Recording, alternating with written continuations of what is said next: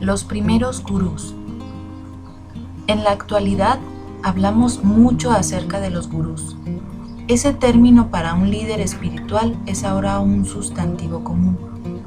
Un exitoso financiero es un gurú de las inversiones. Un experto en establecer sitios web es un gurú de la internet. Un diseñador que puede pronosticar lo que vestirá la gente en la siguiente temporada es un gurú de la moda, y así sucesivamente.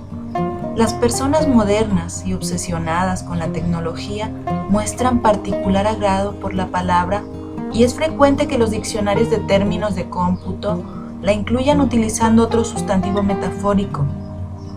Un gurú es un mago según su explicación. Pero la palabra gurú proviene del hindi y de muchas otras lenguas indias habladas ampliamente. A su vez, estos idiomas recogen el término del sánscrito que se pronuncia de la misma manera, un vocablo muy antiguo que proviene de las raíces indoeuropeas, donde encontramos muchas de las palabras más antiguas de la historia humana. Términos como este tal vez provienen de los inicios del lenguaje, del sistema de palabras posterior a los gruñidos de los que los lingüistas denominaban protoindoeuropeo, el hipotético ancestro común de muchas lenguas modernas. Pero para una palabra con tan larga historia, es interesante señalar que el significado no ha cambiado mucho. Sigue refiriéndose a un líder influyente, un guía experto. El examen de cómo se utiliza la palabra revela que casi siempre se refiere a alguien en posición de mentor, y en general se asocia con algo que puede definirse como un movimiento o un concepto unificador. En ese sentido, la palabra moderna ha mantenido un vínculo con sus orígenes, en los que la mayoría de los gurús eran maestros espirituales o líderes pastorales. Sigue haciendo eco de la tradición del gurú Shishya Parampara, o maestro-alumno, de la antigua India, en la que los discípulos iban a vivir a la casa del maestro y realizaban tareas a cambio de conocimientos. Todo esto es muy obvio, o al menos puede deducirse con facilidad en un mundo donde los textos de gurús de los negocios que nos dicen cómo hacer dinero más rápido o vivir vidas más felices aparecen regularmente en las listas de libros más vendidos. Lo que resulta menos evidente es este interesante hecho. Los primeros gurús del éxito en los negocios y el desarrollo personal eran gurús reales. Háganse un lado Sun Tzu y Nicolás Maquiavelo. Estos legendarios individuos se enfrentarán a su igual una vez que se den a conocer mejor los escritos de Chanakya, un sabio de India que nació en el 350 a.C. Como aquellos otros dos teóricos de las estructuras económicas y sociales, Chanakya fue un poderoso pensador, un sabio y amigo de reyes y príncipes, que escribió un libro acerca de la sociedad y el gobierno. Pero mientras Maquiavelo se ha vuelto el arquetipo del conspirador político que no se detiene ante nada, las estrategias de Chanakya resultan todavía más truculentas y manipuladoras y astutas. Era un conspirador colérico, con una mente retorcida, al que se le ocurrieron planes extraordinarios para salirse con la suya. Su lista de intrigas para librarse de sus enemigos era asombrosamente larga y con frecuencia incluía detalles de las maneras de arrojar por accidente enormes piedras sobre sus cabezas. Imagínense a un hombre que combina la astucia del Yago de Shakespeare con la malevolencia práctica de Wilde el Coyote, de las caricaturas de Correcaminos. Suena como una mezcla extraordinaria, pero tuvo gran éxito al convertirse en el poder detrás del trono de uno de los imperios más grandes del mundo. De hecho, el historiador social, el profesor Roger Boesche, de la Universidad de Stanford, escribió que Maquiavelo había sido superado fácilmente por los generales militares que leyeran los trabajos de Chanakya. Chanakya puede contarse de manera legítima como uno de los primeros grandes estrategas de negocios y sociales del mundo. Analizó los métodos para conseguir el poder de modos que pueden reconocer con claridad los analistas modernos de políticas de negocios. Aunque ya no arrojamos piedras sobre las cabezas de nuestros rivales, a menos que estemos muy, pero muy desesperados.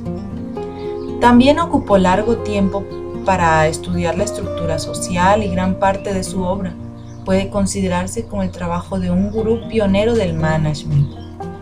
Escribió acerca de las cualidades del liderazgo y recursos humanos, importancia de la competencia, uso del tiempo y una docena de otros temas que pueden reconocerse claramente como elementos clave para los ejecutivos modernos.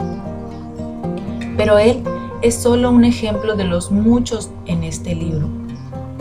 Un pensador que es sin duda incluso más revolucionario fue un hombre anónimo que condujo la construcción de las ciudades de la misteriosa civilización Meluja y que resolvió problemas tecnológicos de arquitectura, ingeniería y distribución de agua que siguen sorprendiendo a la gente que vive hoy en esa área, unos 4.300 años después. Es la increíble narración de un líder cuya innovación aprovechó la energía de urbanización mucho antes de que la humanidad llegara a ese nivel. Es probable que esas ciudades planeadas fueran las primeras en aparecer en la historia del mundo. Y más curioso aún, hace apenas 100 años, el mundo no sabía nada de ellas.